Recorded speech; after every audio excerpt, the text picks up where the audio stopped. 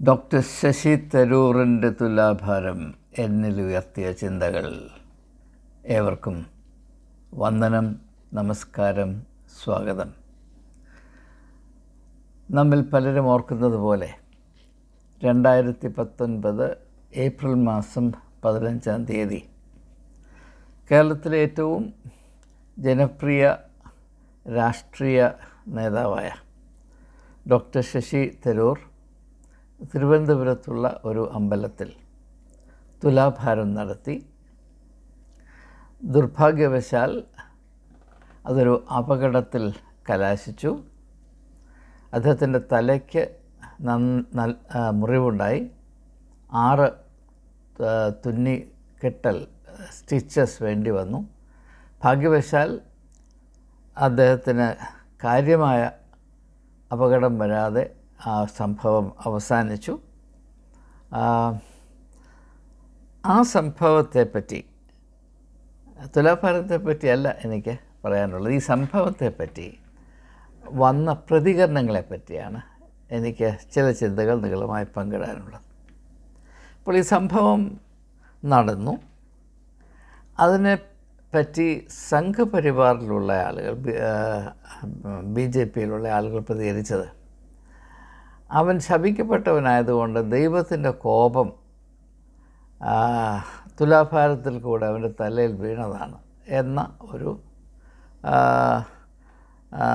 ധാരണയാണ്, അല്ലെങ്കിൽ എന്ന ഒരു ഇൻറ്റർപ്രിറ്റേഷനാണ് സംഘപരിവാറിൻ്റെ സൈഡിൽ നിന്ന് വന്നത്. ശപിക്കപ്പെട്ട ഒരാൾ തുലാഭാരം നടത്തുമ്പോൾ ഏത് ദൈവത്തിനാണോ അതുകൊണ്ട് പ്രയോജനമുണ്ടാകേണ്ടത്, ആ ദൈവം സന്തോഷിക്കുന്നതിന് പകരം കോപം പൂണ്ടിട്ട് അങ്ങനെ തുലാഭാരം നടത്തുന്ന ആളുകളെ ശിക്ഷിക്കും എന്ന ഒരു ധാരണ, അങ്ങനെ ഒരു ധാരണ അതിന് മുമ്പ് ഉണ്ടായിരുന്നു എന്ന് എനിക്കറിയില്ല. ഞാൻ ഈ ഒരു വിഷയത്തിൻ്റെ എക്സ്പേർട്ടല്ല, പക്ഷേ അങ്ങനെ ഇല്ലായിരുന്നു എന്നാണ് എൻ്റെ ധാരണ. പക്ഷേ കാലാകാലങ്ങളിൽ ഓരോ കാര്യങ്ങൾ കണ്ടുപിടിക്കും. സൗകര്യമനുസരിച്ചുള്ള വിശ്വാസം ചില ആളുകൾ കൊണ്ടു നടക്കും. അത് മതത്തിൻ്റെ മേഖലയിലുള്ള ഒരു പ്രത്യേകത തന്നെയാണ്. അപ്പോൾ സംഘപരിവാർ പറഞ്ഞത്, ഈ സംഭവത്തിൽ കൂടെ തെളിയുന്നത് തുലാഭാരം നടത്തിയ ആൾ ശപിക്കപ്പെട്ടവനാണ് എന്നുള്ളതാണ്. അപ്പോൾ ഒരു പാർട്ടിയുടെ താല്പര്യമനുസരിച്ചാണ് ദൈവം വ്യക്തികളോട് പ്രതികരിക്കുന്നത് എന്നാണ് ഈ പ്രത്യേകമായ വിശ്വാസ പ്രമാണത്തിൻ്റെ അർത്ഥം. ഞാനത് കൂടുതലായി വിശദീകരിക്കുന്നില്ല. നിങ്ങൾക്ക് അല്പം ചിന്തിച്ചാൽ അത് വ്യക്തമായി മനസ്സിലാക്കാനും ഞാൻ പറഞ്ഞതിനേക്കാൾ അപ്പുറത്ത് പോയി ഇതിൻ്റെ സാധ്യതകൾ തിരിച്ചറിയുവാനും കഴിയുമെന്നുള്ളത് കൊണ്ട് നിങ്ങളുടെ കഴിവിനെ ആദരിച്ച് ഞാൻ ആ വിഷയം തൽക്കാലം പരിമിതപ്പെടുത്തുകയാണ്. രണ്ടാമതൊരു പ്രതികരണം വന്നത്, ഈ ഒരു അനുഭവത്തിൽ കൂടെ, ഇത് അപകടമാണെങ്കിലും അത്ഭുതകരമായി ശശി തരൂറിൻ്റെ ജീവൻ ദൈവം രക്ഷിച്ചല്ലോ. His life was spared മിറാക്യുലസ്ലി.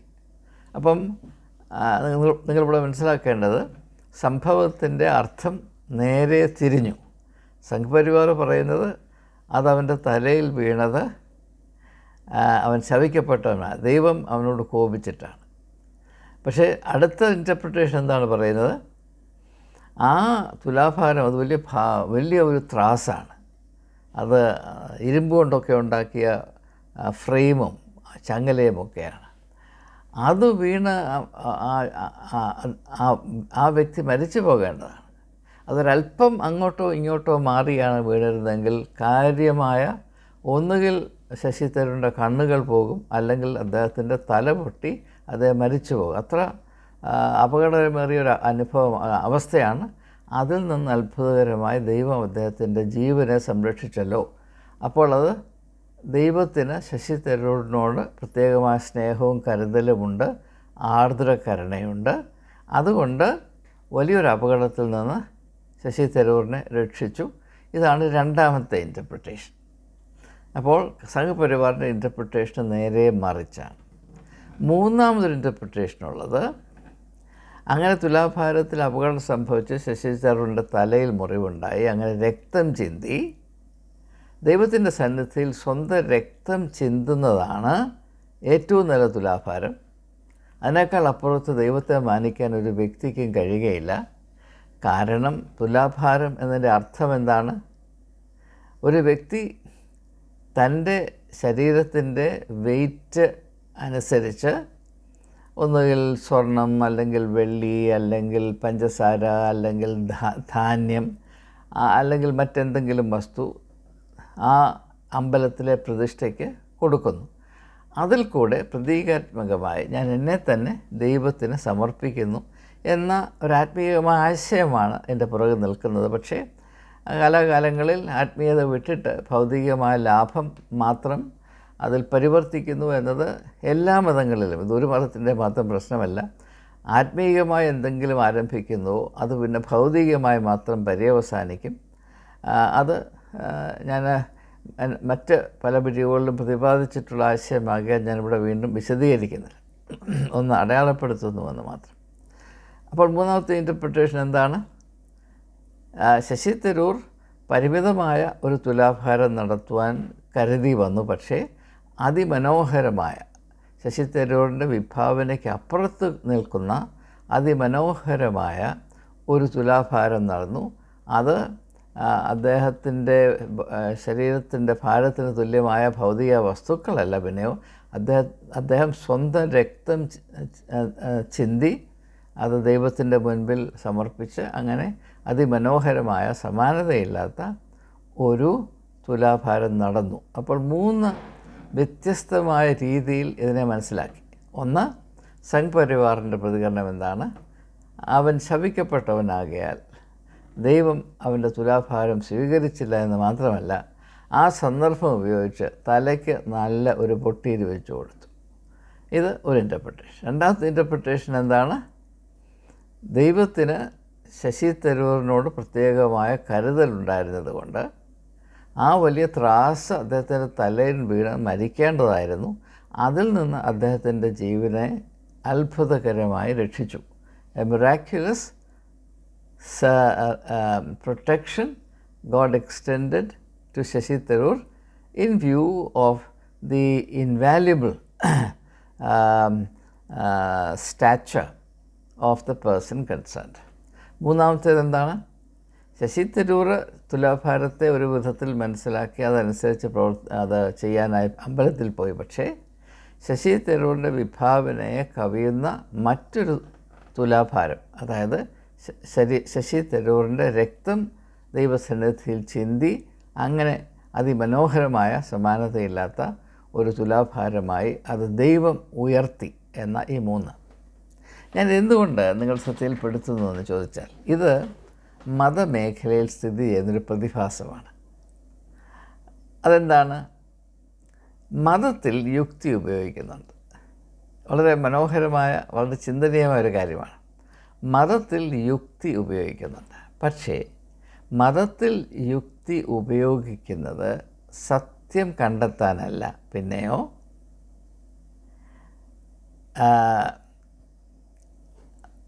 ഏത് മത ആചാരത്തെയാണ് അല്ലെങ്കിൽ സമ്പ്രദായത്തെയാണ് ന്യായീകരിക്കുകയും നിലനിർത്തുകയും ചെയ്യുവാൻ വ്യക്തികളും സമൂഹങ്ങളും താല്പര്യപ്പെടുന്നത്, അതിനെ ന്യായീകരിക്കുകയും സംരക്ഷിക്കുകയും ചെയ്യാനായിട്ട് യുക്തി ഉപയോഗിക്കുന്നു. അങ്ങനെ യുക്തി ഉപയോഗിക്കുമ്പോൾ യുക്തിയെ സത്യത്തിനെതിരായി, സത്യത്തെ ചെറുത്തു നിൽക്കാനായി മനുഷ്യർ നിർമ്മിക്കുന്ന മതിലുകളായി ദുരുപയോഗം ചെയ്യുന്നു. ഇതൊരു യാഥാർത്ഥ്യമാണ്.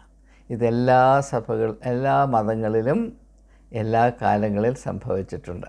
എൻ്റെ ഒരു ഉദാഹരണം പറഞ്ഞാൽ, ക്രിസ്തു മതത്തിലേക്ക് വരുമ്പോൾ നമുക്കറിയാം, ആലപ്പുഴയിലുള്ള കൃപാസനം എന്ന് പറയുന്ന ഇപ്പോൾ കൂടുതൽ ജനപ്രീതി ആർജിച്ചു വരുന്ന ഈ ഒരു പ്രതിഭാസം, അതിനെപ്പറ്റി ഒരു സാക്ഷ്യം ഒരു സ്ത്രീ പറഞ്ഞത്, അവർ ഇസ്രയേലിൽ ജോലി കിട്ടി അവിടെ പോകാനായിട്ട് ട്രാവൽ ഏജൻറ്റിന് 2.5 ലക്ഷം രൂപ കൊടുത്തു. അതവിടെ ടിക്കറ്റും സംബന്ധമായ ചിലവുകളും പിന്നെ ട്രാവൽ ഏജൻറ്റിൻ്റെ കൈക്കൂലി അങ്ങനെയുള്ള കാര്യങ്ങൾ. പക്ഷേ അത് കുടുങ്ങിപ്പോയി. ട്രാവൽ ഏജൻറ്റ് അവരെ കളിപ്പിച്ചു. ആ അവസരത്തിൽ ഗതി ഇല്ലാതെയാണ് അവർ മാതാവിൻ്റെ അടുത്ത് വന്ന് പരാതി പറഞ്ഞത്. അത് എഴുതി കൊടുത്തു, ഉടമ്പടി വെച്ചു, മേമ്പടി ചേർത്തു, എല്ലാം ചെയ്തു. പക്ഷേ ഒന്നും സംഭവിച്ചില്ല. അപ്പോൾ യുദ്ധം പൊട്ടിപ്പുറപ്പെട്ടു. അവർക്ക് ടിക്കറ്റ് കിട്ടിയില്ല, യാത്ര നടന്നില്ല, അവരുടെ 2 ലക്ഷം രൂപ തിരിച്ചു കിട്ടിയില്ല. പക്ഷേ അവരുടെ ആശ്വാസത്തിനായിട്ട് മാതാവ് എന്ത് ചെയ്തു? ഇസ്രയേലും ഹമാസും തമ്മിൽ യുദ്ധം നടത്തി. അപ്പോൾ അതുകൊണ്ട് ആ സ്ത്രീ ആശ്വസിച്ചു. എന്താണ്? ഞാൻ അവിടെ പോയിരുന്നുവെങ്കിൽ ഇപ്പോൾ അവിടെ പെട്ടുപോകുമായിരുന്നു, എന്നെ മാതാവ് രക്ഷിച്ചു. ആദ്യം മാതാവിനോട് പ്രാർത്ഥിച്ചത് രക്ഷിക്കാനല്ല, ഇസ്രയേലിൽ പോകാനുള്ള വഴി തുറക്കണം. ട്രാവൽ ഏജൻറ്റിൻ്റെ കഠിന ഹൃദയം ഒന്ന് തൊട്ട് അത് അലിയാനിടയാകണം. എന്നെ കളിപ്പിച്ച ആ ഒരു ട്രാവൽ ഏജൻറ്റ് കരുണയുണ്ടായി ഞാൻ 2 ലക്ഷം രൂപ കടം വാങ്ങിച്ച് ഒപ്പിച്ച് കൊടുത്തതാണ്. ഞാൻ വളരെ പരാധീനതയിലാണ്, ഞാൻ കടം കൊണ്ട് മുടിഞ്ഞു പോകും. അതുകൊണ്ട് ദയവായി മാതാവ് ഇടപെട്ട് ആ കള്ളൻ്റെ കയ്യിൽ നിന്ന് എന്നെ രക്ഷിക്കണമെന്നാണ് അവിടെ ഒന്ന് പ്രാർത്ഥിച്ചത്. പക്ഷെ മാതാവ് ഉത്തരം കൊടുത്തത് എന്താണ്? ഈ ശശി തരൂരിന് കിട്ടിയ തുലാഭാരം പോലെയാണ്. ഒരു സ്ത്രീയുടെ പ്രശ്നം പരിഹരിക്കാൻ വയ്യാത്ത മാതാവ് അവിടെ ഗാസയിൽ യുദ്ധം ആരംഭിച്ചു. അതുകൊണ്ട് അവിടെ ഒറിജിനൽ പ്ലാൻ അനുസരിച്ച് ഇസ്രയേലിൽ പോയി ജോലി ചെയ്യാൻ ചെന്ന് യുദ്ധത്തിനിടയിൽ പെട്ടുപോകാതെ സ്ത്രീയെ മാതാവ് രക്ഷിച്ചു. ഇത് മനുഷ്യൻ യുക്തി ഉപയോഗിച്ച് അന്ധവിശ്വാസത്തെ ന്യായീകരിക്കുകയും നിലനിർത്തുകയും ചെയ്യുന്ന പരിപാടിയുടെ മറ്റൊരു ഉദാഹരണമാണ്. അപ്പോൾ മതത്തിൽ മനുഷ്യൻ യുക്തി ഉപയോഗിക്കുന്നുണ്ടോ? തീർച്ചയായിട്ടും ഉണ്ട്. അതെന്തിനാണ്? സത്യത്തെ ചെറുക്കുന്നതിനും അന്ധവിശ്വാസത്തെ സംരക്ഷിച്ച് നിലനിർത്തുന്നതിനുമാണ്. എന്തുകൊണ്ടാണ് അങ്ങനെ ചെയ്യുന്നത്? ഉത്തരം ലളിതമാണ്. അന്ധവിശ്വാസത്തിൽ കൂടെയാണ് ആളുകൾ അവരർഹിക്കാത്ത ആനുകൂല്യവും നേട്ടവും കൈവരിക്കാമെന്ന് വിശ്വസിക്കുന്നത്. അപ്പോൾ അതിന് വിപരീതമായ അനുഭവങ്ങൾ വരുമ്പോൾ അതിൽ പെട്ടുപോകുന്ന വ്യക്തികൾ നന്നേ വിഷമിക്കുന്നു. അങ്ങനെ വിഷമിക്കുന്ന ആളുകൾക്ക് അല്പം ആശ്വാസം കിട്ടാനായി യുക്തി ഉപയോഗിച്ച് ആ അവസ്ഥയെ അതിനുതകുന്ന വിധത്തിൽ ഒന്ന് വളച്ചൊടിച്ച് ഒന്ന് വിശ്ലേഷണം ചെയ്ത് ഒന്ന് റീഇൻറ്റർപ്രറ്റ് ചെയ്ത് അതിനെ മെരുക്കിയെടുക്കുന്നു. അതുകൊണ്ട് ഇപ്പോൾ ഈ കൃപാസന മാതാവിൻ്റെ അടുത്ത് പോയി പ്രാർത്ഥിച്ച സ്ത്രീ, 2 ലക്ഷം രൂപ നഷ്ടപ്പെട്ട സ്ത്രീ, അവിടെ 2 ലക്ഷം രൂപ പോയി, അതൊരിക്കലും തിരിച്ചു കിട്ടത്തില്ല. മാതാവിനോട് പ്രാർത്ഥിച്ചാലും ഉടമ്പടി എടുത്താലും ജോസഫ് അച്ഛൻ്റെ ന്യൂസ് പേപ്പർ അരച്ച് കലക്കി കുടിച്ചാലും ആ 2 ലക്ഷം രൂപ പോയതാണ്. അത് ട്രാവൽ ഏജൻറ്റ് വിഴുങ്ങിയതാണ്. മാതാവിന് ട്രാവൽ ഏജൻറ്റിനോട് കുസ്തി പിടിക്കാൻ നോക്കത്തില്ല. പിന്നെ മാധവനാകപ്പാടെ ചെയ്യാവുന്നത് തക്ക സമയത്ത് ഒരു യുദ്ധം ഉണ്ടാക്കുക. അപ്പോൾ യുദ്ധം ഉണ്ടാകുമ്പോൾ അങ്ങോട്ട് പോകാതിരിക്കുന്നതാണ് നല്ലത്. അപ്പോൾ ഞാൻ രക്ഷപ്പെട്ടു, മാതാവിനെ രക്ഷിച്ചു. അങ്ങനെ മാതാവിൻ്റെ സ്വാധീനം നിലനിർത്താം. അപ്പോൾ അന്ധവിശ്വാസത്തെ നിലനിർത്തുന്നതിന് വേണ്ടി മനുഷ്യൻ യുക്തി ഉപയോഗിക്കുന്നുണ്ട്. ഇവിടെ ഏറ്റവും രസകരമായ കാര്യം, അന്ധവിശ്വാസം എന്ന് പറയുന്നത് യുക്തിക്ക് ഒരിക്കലും നിരക്കാത്ത കാര്യമാണ്. വിശ്വാസം യുക്തിക്കെതിരല്ല, യാതൊരു സംശയവും വേണ്ട. നമ്മുടെ യുക്തി പരിമിതമായതുകൊണ്ട് യഥാർത്ഥ വിശ്വാസത്തിൻ്റെ ഉള്ളടക്കം പലപ്പോഴും വേണ്ടതുപോലെ വേണ്ട തോതിൽ മനസ്സിലാക്കുവാൻ നമുക്ക് കഴിഞ്ഞില്ല എന്ന് വരും. പക്ഷെ ഒരിക്കലും വിശ്വാസത്തിൻ്റെ സംഗതികൾ യുക്തിക്ക് എതിരാകുകയില്ല. എന്നാൽ അന്ധവിശ്വാസത്തിൻ്റെ സംഗതികൾ ഒരിക്കലും യുക്തിക്ക് പൊരുത്തപ്പെടുന്നതല്ല. എങ്കിലും ഇങ്ങനെ യുക്തിരഹിതമായ അന്ധവിശ്വാസത്തിൻ്റെ സംഗതികളെ നീതീകരിക്കുവാനും നിലനിർത്തുവാനും മനുഷ്യർ യുക്തിയാണ് ഉപയോഗിക്കുന്നത് എന്ന് പറയുമ്പോൾ എന്നെ സംബന്ധിച്ചിടത്തോളം ഇത് അത്ഭുതങ്ങളിൽ അത്ഭുതമാണ്, അല്ലെങ്കിൽ ഇത് വിചിത്രങ്ങളിൽ വിചിത്രമാണ്. ഇത് എൻ്റെ ശ്രദ്ധയിൽപ്പെട്ടിട്ടിപ്പോൾ ഈ ശശി തരൂറിൻ്റെ 5 വർഷത്തിന് മുമ്പ് നടന്ന ഈ തുലാഭാരത്തിൽ കൂടെയാണ് ഇതെൻ്റെ തലച്ചോറിൽ വന്ന് മുട്ടിയത്. അപ്പോൾ എവിടെ നോക്കിയാലും നാം കാണുന്നത് അന്ധവിശ്വാസങ്ങളെയും മനുഷ്യ അന്തസ്സിനെ കേടുവരുത്തുന്നതുമായ സങ്കല്പങ്ങളും ആചാരങ്ങളും അന്ധവിശ്വാസങ്ങളും നിലനിർത്തുന്നതിന് വേണ്ടി മനുഷ്യൻ അവൻ്റെ യുക്തിയെ ദുരുപയോഗം ചെയ്യുന്നു. അപ്പോൾ അന്ധവിശ്വാസത്തെ ന്യായീകരിക്കുന്നവർ യുക്തിവാദികളാണ്. അതാണ് മനസ്സിലാക്കേണ്ട കാര്യം. അപ്പോൾ നമ്മുടെ ഇടയിൽ യുക്തിവാദികളുണ്ട്. അവർ വിശ്വാസങ്ങൾക്കെതിരായി ഒരു നിലപാടെടുക്കുന്നു. ദൈവമില്ല എന്നും മതം മുഴുവനും ബുദ്ധിശൂന്യതയാണെന്നും അതിൽ ശ്രദ്ധിക്കുന്നവർ മണ്ടന്മാരാണെന്നും ഒക്കെയുള്ള ഒരു നിലപാടെടുക്കുന്നു. യുക്തിവാദികൾ അവർ വിശ്വാസത്തിന് എതിരെ ഒരു നിലപാടെടുക്കുന്നു. അവർ യുക്തിയെ ആശ്രയിക്കുന്നു. അതുപോലെ തന്നെ അന്ധവിശ്വാസത്തെ സംരക്ഷിക്കുന്ന ആളുകളും യുക്തിയെ ആശ്രയിക്കുന്നു. ഒരുപക്ഷേ യുക്തിവാദികളെക്കാൾ കൂടുതൽ യുക്തി ഉപയോഗിക്കുന്നത് അന്ധവിശ്വാസത്തെ സംരക്ഷിക്കുന്ന ആളുകളാണ്. പക്ഷേ അവർ അന്ധവിശ്വാസത്തെ സംരക്ഷിക്കുന്നതിന് വേണ്ടിയാണ് യുക്തി ഉപയോഗിക്കുന്നത്.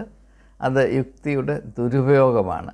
പക്ഷേ ആ കൂട്ടരപ്രകാരം യുക്തി ദുരുപയോഗം ചെയ്യുന്നുവോ അതുപോലെ തന്നെ യുക്തിവാദികളും യുക്തിയെ ദുരുപയോഗം ചെയ്യുന്നുണ്ട്.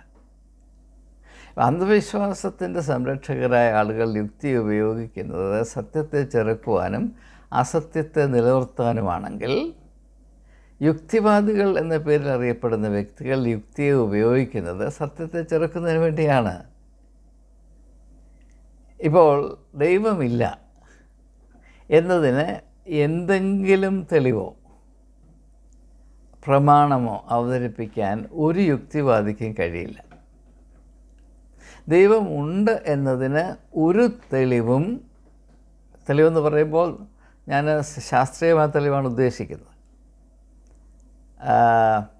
ഒരു തെളിവും മതത്തിലും അല്ലെങ്കിൽ മതത്തിൻ്റെ മേഖലയിൽ നിന്നും പ്രാപിപ്പാൻ സാധ്യമല്ല. അപ്പോൾ ദൈവം ഉണ്ടോ ഇല്ലയോ എന്നതിന് വസ്തുനിഷ്ഠമായ ഒരു തെളിവും മതത്തിൽ നിന്നോ യുക്തിവാദികളുടെ ഇടയിൽ നിന്നോ പ്രാപിപ്പാൻ സാധ്യമല്ല. രണ്ട് കൂട്ടരും ഒരുപോലെയാണ്. അവർ പരസ്പരം വെറുക്കുകയും മത്സരിക്കുകയും ചെയ്യുമെങ്കിലും വാസ്തവത്തിൽ അവർ ഒരു നാണയത്തിൻ്റെ രണ്ട് മുഖങ്ങൾ മാത്രമാണ്. മതത്തിൽ യുക്തി ഉപയോഗിക്കുന്നുണ്ട്. ഇപ്പം ദൈവശാസ്ത്രം, തിയോളജി എടുത്താൽ അതിലെത്രമാത്രം യുക്തിയാണ് ഉപയോഗിച്ചിരിക്കുന്നത്. പക്ഷേ ദൈവശാസ്ത്രം അല്ലെങ്കിൽ തിയോളജിയിൽ ഉപയോഗിക്കുന്ന യുക്തി അത് ഭൂരിപക്ഷവും മതപ്രമാണങ്ങളെ ന്യായീകരിക്കാൻ വേണ്ടി മാത്രം ഉപയോഗിക്കുന്നതാണ്. സത്യത്തെ സ്വതന്ത്രമായി അന്വേഷിക്കുന്നതിൽ യുക്തി ഉപയോഗിക്കുന്നത് പോലെ അല്ല വേദശാസ്ത്രം അല്ലെങ്കിൽ തിയോളജിയിൽ യുക്തി ഉപയോഗിക്കുന്നു. അവിടെ വാസ്തവത്തിൽ യുക്തി ഉപയോഗിക്കുകയല്ല, യുക്തിയുടെ ദുരുപയോഗമാണ്. ഞാനും ഒരു തിയോളജിയൻ, ഒരു വേദശാസ്ത്ര പണ്ഡിതൻ എന്ന് അറിയപ്പെടുന്നത് കൊണ്ട് ഞാൻ പറയുകയാണ്. ഞാൻ എഴുതിയ 20 പുസ്തകങ്ങളിൽ 16 തിയോളജിയാണ്. അപ്പോൾ എനിക്കറിയാവുന്നൊരു മേഖലയാണിത് എന്ന് ഞാൻ സൂചിപ്പിച്ചു കൊള്ളട്ടെ. അപ്പോൾ ഈ തിയോളജിയിൽ ഭൂരിപക്ഷം, അതുകൊണ്ടാണ് ഇപ്പോൾ ഞാൻ തിയോളജി പുസ്തകങ്ങൾ വായിക്കാറില്ല. അതിൽ പ്രഗത്ഭരായ ആളുകൾ പ്രവർത്തിച്ചിട്ടുണ്ട്. എന്നാൽ ഞാൻ ആകമാനം ഈ ഒരു അറിവിൻ്റെ മേഖലയെ അവലോകനം ചെയ്യുമ്പോൾ എൻ്റെ മനസ്സിൽ ഉദിച്ചു വരുന്ന ഒരു ചിന്ത, ഇവരിൽ ബഹുഭൂരിപക്ഷം ആളുകളും അവരുടെ യുക്തിയെ ഉപയോഗിച്ചിരിക്കുന്നത് മതപരമായ സങ്കല്പങ്ങളെ വല്ല വിധേനയും സാധൂകരിക്കുന്നതിന് വേണ്ടിയാണ്. അല്ലാതെ സ്വതന്ത്രമായി ചിന്തിക്കുന്നതിന് മനുഷ്യന് യുക്തി എപ്രകാരം ഉപയോഗിക്കാമോ അതുപോലെ അല്ല വേദശാസ്ത്ര മേഖലയിൽ യുക്തി ഉപയോഗിക്കുന്നത്. അതുപോലെ തന്നെയാണ് മത ആചാരങ്ങളിൽ നിലനിൽക്കുന്ന അന്ധവിശ്വാസത്തെ ന്യായീകരിക്കുവാനും നിലനിർത്താനുമായി യുക്തിയെ ദുരുപയോഗം ചെയ്യുന്ന ഈ ഒരു പാറ്റേൺ ഞാൻ ശശി തരൂരിൻ്റെ അനുഭവത്തിൽ കൂടെ നിങ്ങൾ ശ്രദ്ധയിൽപ്പെടുത്തി.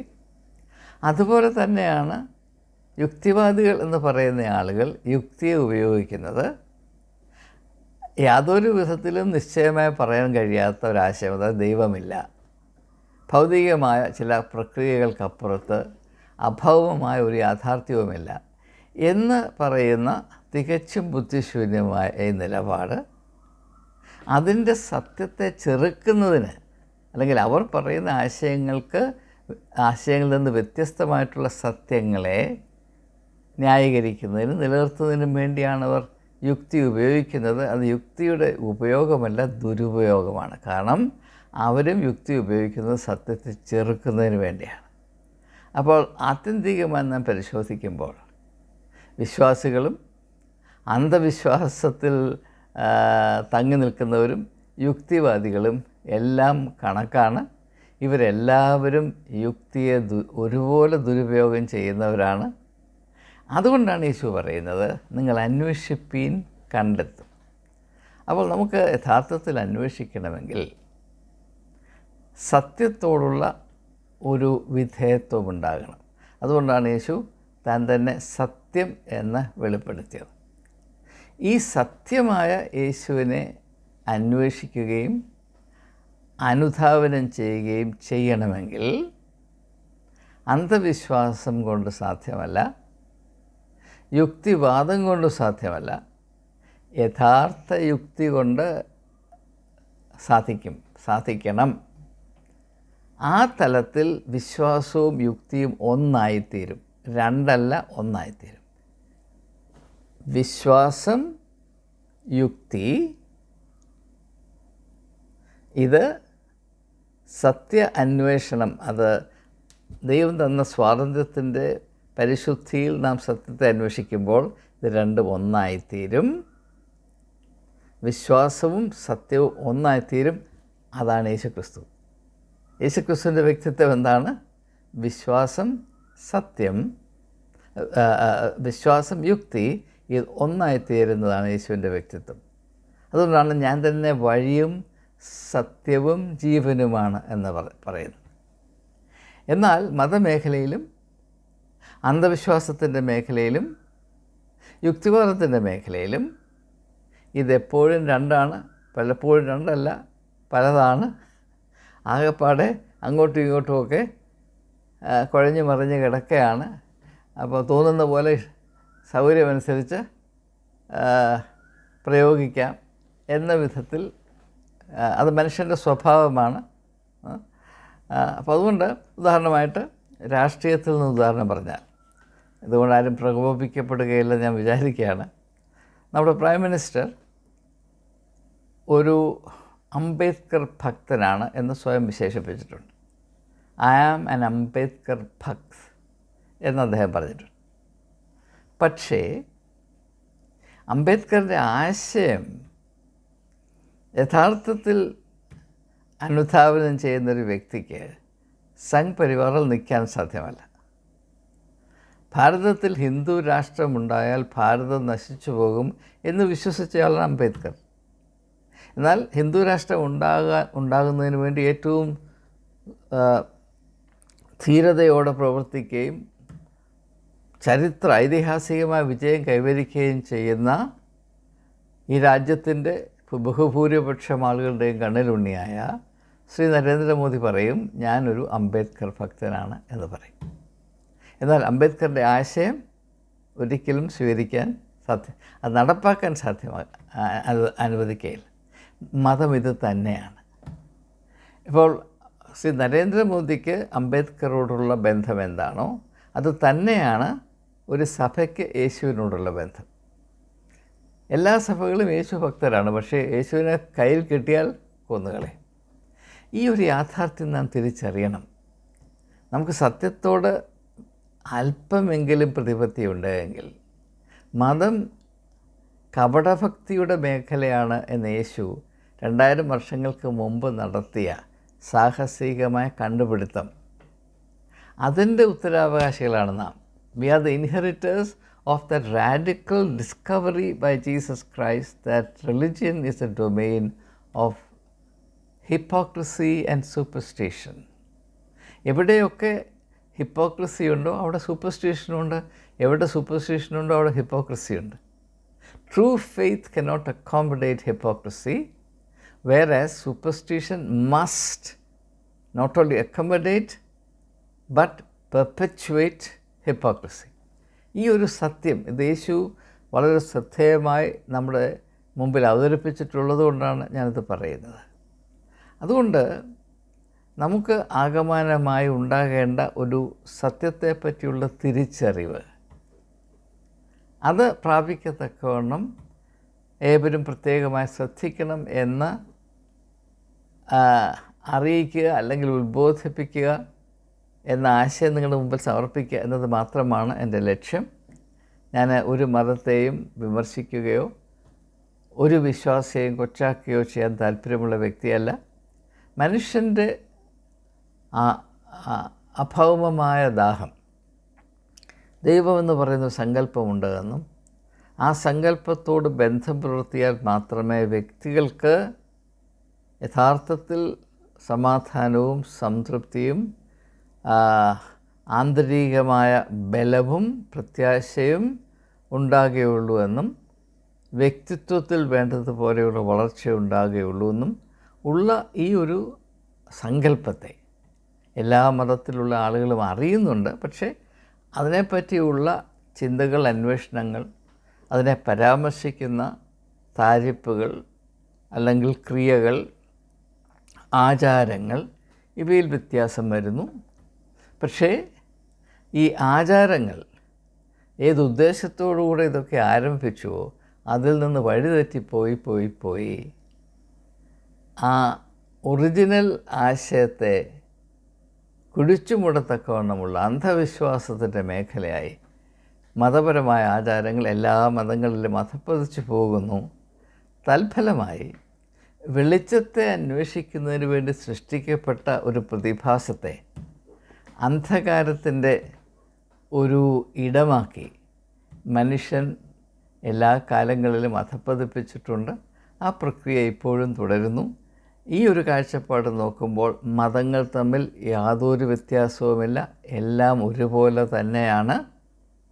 എന്നാൽ ഒരുപോലെ ആയതുകൊണ്ടാണ് മതങ്ങൾ തമ്മിലുള്ള ഈ യുദ്ധം ഒരിക്കലും അവസാനിക്കാത്തത്. ചരിത്രം നമ്മെ പഠിപ്പിക്കുന്നൊരു യാഥാർത്ഥ്യം, യുദ്ധമുണ്ടാകുന്നത് സമാനമായ പ്രതിഭാസങ്ങളുടെ മധ്യയാണ്. only cognate entities fight. ഇപ്പോൾ മനുഷ്യനും ഓന്തുമായിട്ട് യുദ്ധമില്ല, മനുഷ്യനും പൂച്ചയുമായിട്ട് യുദ്ധമില്ല, മനുഷ്യനും ആനയുമായിട്ട് യുദ്ധമില്ല, മനുഷ്യനുമായിട്ടാണ് യുദ്ധം എന്ന് പറഞ്ഞതുപോലെ മതവുമായിട്ടാണ് യുദ്ധം. മതവും നിരീശ്വരവാദികളുമായിട്ട് വലിയ യുദ്ധമൊന്നുമില്ല. നിരീശ്വരവാദികൾ അവിടെ പാട്ടിന് പോകുന്നു, മതം വേറെ വഴി നിൽക്കുന്നു. എന്നാൽ രണ്ട് മതങ്ങൾ അടുത്ത് വന്നാൽ വലിയ പ്രശ്നമായിത്തീരും. ഇത് നാം പ്രത്യേകമായി ഓർത്തിരിക്കേണ്ട ഒരു മർമ്മമാണ്. ഏതായാലും ഞാൻ നമ്മുടെ ചിന്ത ആരംഭിച്ചത് ശശി തരൂരിൽ നിന്നാണ്. അതുകൊണ്ട് അദ്ദേഹത്തിലേക്ക് നമുക്ക് മടങ്ങി വരാം. എന്നെ അത്ഭുതപ്പെടുത്തുന്നൊരു കാര്യം, ഞാൻ ശശി തരൂരിനെ വ്യക്തിപരമായി അറിയുകയും സ്നേഹിക്കുകയും ചെയ്യുന്ന വ്യക്തിയാണ്. അദ്ദേഹത്തിൻ്റെ കഴിവുകളെപ്പറ്റി എനിക്ക് അതിരില്ലാത്ത ബഹുമാനമുണ്ട്. കേരളത്തിൽ ഇന്ന് ശശി തരൂരിനെ പോലെ അറിവും കഴിവും ലോക വേൾഡ് അക്സെപ്റ്റൻസും പ്രാപിച്ച മറ്റൊരു മലയാളിയില്ല. ശശി തരൂരിനെ പറ്റി നമുക്ക് അഭിമാനിക്കാൻ വഴിയുണ്ട്. എന്നാൽ അതേസമയം തന്നെ എന്നെ ചിലപ്പോഴെങ്കിലും നിരാശപ്പെടുത്തുന്ന ഒരു കാര്യം ഈ മതപരമായ അന്ധവിശ്വാസമാണ്. ഇപ്പോൾ ശബരിമല സ്ത്രീ പ്രവേശന പ്രശ്നത്തിലും അദ്ദേഹം വർഗീയമായ ഒരു നിലപാടെടുത്തു. അന്ധവിശ്വാസപരമായ കാര്യങ്ങൾ അത് എന്തുകൊണ്ടോ രാഷ്ട്രീയക്കാർക്ക് മതത്തോടുള്ള ഒരു ബലഹീനത, മതമെന്ന് പറഞ്ഞാൽ അന്ധവിശ്വാസം. നാം ചിന്തിക്കുമ്പോൾ മറ്റെല്ലാവരേക്കാളും രാഷ്ട്രീയത്തിൽ നിൽക്കുന്നവരാണ് അന്ധവിശ്വാസത്തിൽ കൂടുതൽ ആശ്രയിക്കുന്നത് എന്നത് വളരെ കൗതുകമേറിയ ഒരു പ്രതിഭാസമാണ്. അതിന് കാരണങ്ങളുണ്ട്, അതൊന്നും ഞാനിപ്പോൾ വിശദീകരിക്കാൻ പോകുന്നില്ല. ഇപ്പോൾ തന്നെ സമയം 30 മിനിറ്റ് അതുകൊണ്ട് ഈ ഒരു ചിന്ത ഇവിടെ ഉപസംഹരിക്കാൻ പോകുകയാണ്. ഏതായാലും നമ്മുടെ ചിന്താവിഷയം മതവും യുക്തിയും എന്നുള്ളതാണ്. മതവും അന്ധവിശ്വാസവും യുക്തിയും ഇതെല്ലാം ഒന്നുപോലെ പ്രവർത്തിക്കുന്ന മർമ്മങ്ങളാണ്. ആ ഒരു ചിന്ത ഇത് നിങ്ങൾക്ക് ഇതിൽ കൗതുകം ഉണ്ടാകാൻ സാധ്യതയുണ്ട് എന്നതുകൊണ്ടാണ് ഞാൻ ഈ ചിന്തകൾ പങ്കിടുന്നത്. എവർക്കും എൻ്റെ നമസ്കാരം.